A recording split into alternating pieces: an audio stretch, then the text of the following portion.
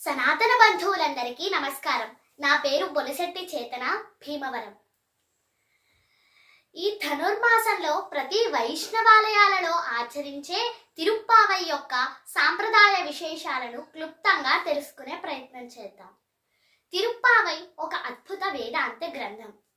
భగవంతుణ్ణి సులభంగా అందించగలిగే సాధనా మార్గం. అసలు తిరు అంటే శ్రీ అని, పావై అంటే పాటలు లేదా వ్రతం అని అర్థం. ఈ తిరుప్పావైలో ఏముంటాయి అంటే పాశురాలు ఉంటాయి. పాశురం అంటే ఛందోబద్ధంగా ఉన్న పాటలు అని అర్థం. ఈ కలియుగంలో మానవ కన్యగా జన్మించి గోదాదేవిగా ప్రఖ్యాతమైన ఆండాళ్ అమ్మవారు సాక్షాత్తు ఆ భగవంతుడినే భర్తగా భావించి ఆయనను చేపట్టడానికి సంకల్పించిన వ్రతమే తిరుప్పావై వ్రతం. ఆండాళ్ అమ్మవారి యొక్క అపురూప భక్తి పారవశ్యాన్ని శ్రీకృష్ణదేవరాయలు గారు ఆముక్తమాల్యద అనే గ్రంథంగా మనందరికీ అందించారు. ఈ తిరుప్పావై వ్రతానికి కొన్ని విధి విధానాలు ఉన్నాయి. అవేమిటంటే, ప్రతిరోజు వేకువజామునే నిద్రలేచి స్నానం చేయాలి. ప్రతిరోజు క్రమం తప్పకుండా స్వామివారి కీర్తనలను, తిరుప్పావై పాశురాలను ఆలపించాలి. స్వామివారికి ఆండాళ్ మాతకు ప్రీతికరమైన పుష్ప కైంకర్యం చేయాలి. ప్రతిరోజు స్వామివారికి పొంగలి నైవేద్యంగా సమర్పించాలి. సాక్షాత్తు ఆ శ్రీ మహావిష్ణుమూర్తిని భర్తగా పొందాలనే తపనతో ఆండాళ్ అమ్మవారు ఈ ధనుర్మాసంలో చేసిన వ్రతాన్ని నేటికి మనమందరం ఆచరిస్తున్నాం. అలాగే ఈ తిరుప్పావై వ్రతాన్ని ధనుర్మాసం మొదటి రోజున ఆరంభించి భోగి రోజున ఆండాళ్ అమ్మవారు అలాగే శ్రీరంగనాథుల వారి కళ్యాణం, వివాహం జరిపించడంతో ఈ వ్రతం ముగుస్తుంది. ఆండాళ్ అమ్మవారి అసలు పేరు కోదై. కోదై అంటే మాలిక. ఆ పేరే క్రమంగా గోదాగా మారింది. శ్రీ వైష్ణవ సాంప్రదాయంలో 12 మంది ఆళ్వారులు ఉంటారు. ఆ ఆళ్వారుల్లో మొదటి ఆళ్వారు విష్ణు చిత్తుల వారు. విష్ణు చిత్తుల వారు గోదాదేవికి భక్తి సంపదలను వారసత్వంగా ఇచ్చారు. నిజానికి భూదేవియే ఆండాళ్ అమ్మవారు అని చెప్తారు.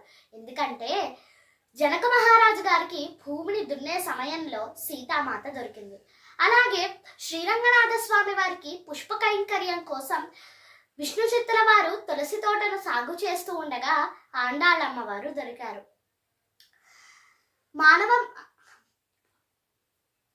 భగవంతుణ్ణి తప్ప వేరొకరిని సేవించటానికి వినియోగం కాని తులసి వనంలో ఆండాళ్ అమ్మవారు దొరకడాన్ని మనం గమనిస్తే సీతామాత, ఆండాళ్ అమ్మవారు ఆ భూదేవి యొక్క అంశయే అన్న సంగతి మనకు అర్థమవుతుంది. ఆ గోదాదేవి రచించిన 30 పాశురాలలోని అంశాలు స్థూలంగా మంచిని ప్రబోధిస్తాయి. మంచి అలవాట్లతో జీవించమని, తోటి వారికి సాయపడమని, భగవంతుణ్ణి తప్పనిసరిగా ఆరాధించమని సూచిస్తాయి.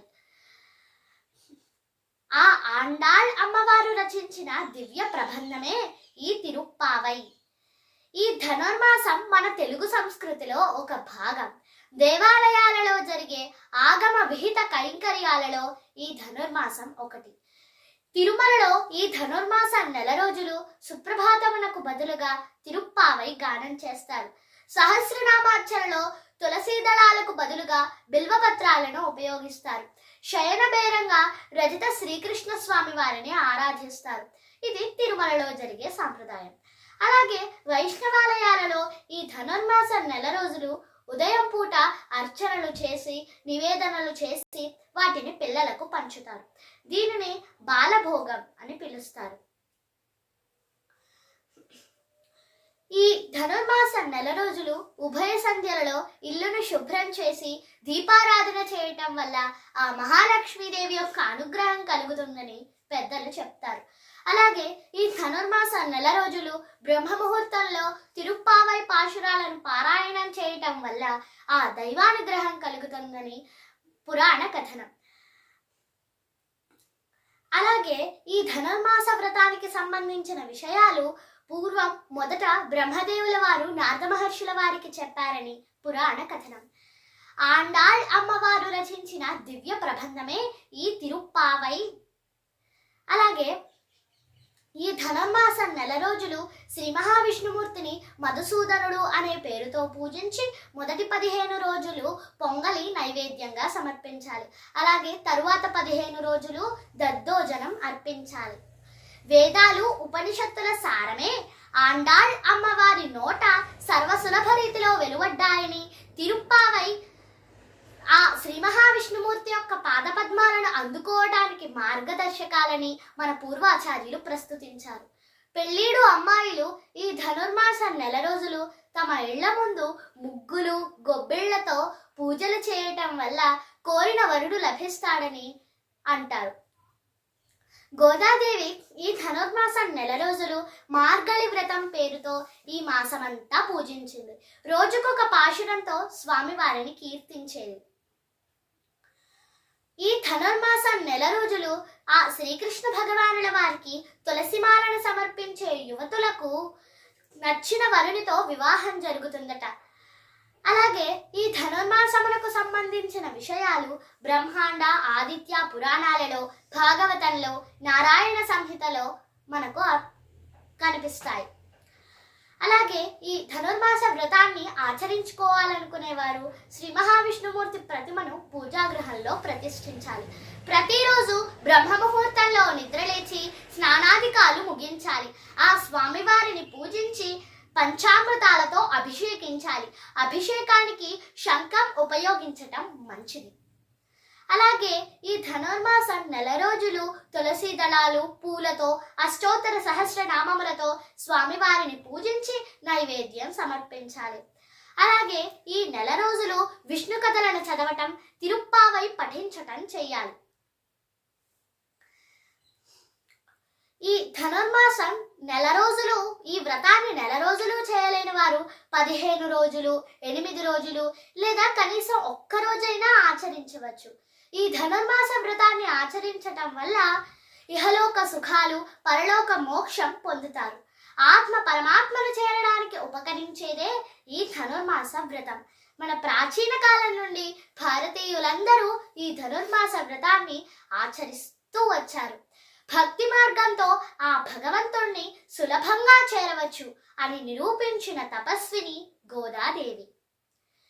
ఈ ధనుర్మాస వ్రతంలో ఉదయం పూట వేకువజామునే చేసే పూజలో పులగం, పాయసం, దద్యోజనం సమర్పిస్తారు. ఎందుకంటే ఈ ధనుర్మాసం చలికాలంలో వస్తుంది. చలికాలంలో కడుపులో జఠరాగ్ని పెరిగి తద్వారా ఆకలి పెరుగుతుంది. ఆ జఠరాగ్ని సాత్విక ఆహారం తీసుకోవటం వల్ల చల్లబడుతుంది. పాలు, పెరుగు, పెసరపప్పులలో చలువ చేసే గుణం ఉన్నందువల్ల ప్రసాదంగా వాటిని వినియోగించడం జరుగుతుంది. ఆయుర్వేదం అలాగే జ్యోతిష్యం ప్రకారం ఈ పదార్థములను తీసుకోవటం వల్ల సత్వగుణం అలవడి సత్ఫలితాలు కలుగుతాయి. సాక్షాత్తు ఆ విష్ణు చిత్తుల వారి కుమార్తె అయిన గోదాదేవి మానవ మాత్రలను కాకుండా ఆ శ్రీరంగనాథ స్వామి వారిని వివాహం చేసుకోవాలని దీక్ష పూనుతుంది. అందుకే ఆమె ప్రతిరోజు వేకువజామునే నిద్రలేచి స్వామివారిని పూజించి నిత్యం విష్ణు పూజ చేస్తూ తనకు కలిగిన అనుభవాన్ని, భావాలను ఒక పద్య రూపంలో అనగా పాశురంగా రచించేది. நோற்றுச்சு வர்க்கம் புகுகின்ற அம்மனாய் மாற்றமும் தாராரோ வாசல் திரவாதார் நாற்றத்துளாய் முடி நாராயணன் நம்மால் ஆற்றவனந்தலுடை போற்றப்பறை தரும் புண்ணிய நாள் பண்டொரு நாள் கூற்றத்தின் வாய் வீழந்த கும்பகர்ணனும் தோற்று முனக்கே பெருந்தையில் தான் தந்தானோ ஆற்றவனந்தலுடையாய் அருங்கலமே తేట్రమాయ్ వందు తిరవేలో రెంబావాయ్. ఇలా 30 రోజులు 30 పాశురాలను రచించి వాటిని స్వామివారికి అంకితం చేసింది. వెంటనే శ్రీరంగనాథ స్వామి వారు గోదాదేవికి ప్రత్యక్షమై శ్రీరంగం రమ్మని చెప్పగా ఆమె కోరికపై విష్ణు చిత్తల వారు ఆమెను తీసుకొని శ్రీరంగం వెళ్ళి శ్రీరంగనాథ స్వామితో గోదాదేవికి వివాహం జరిపిస్తారు.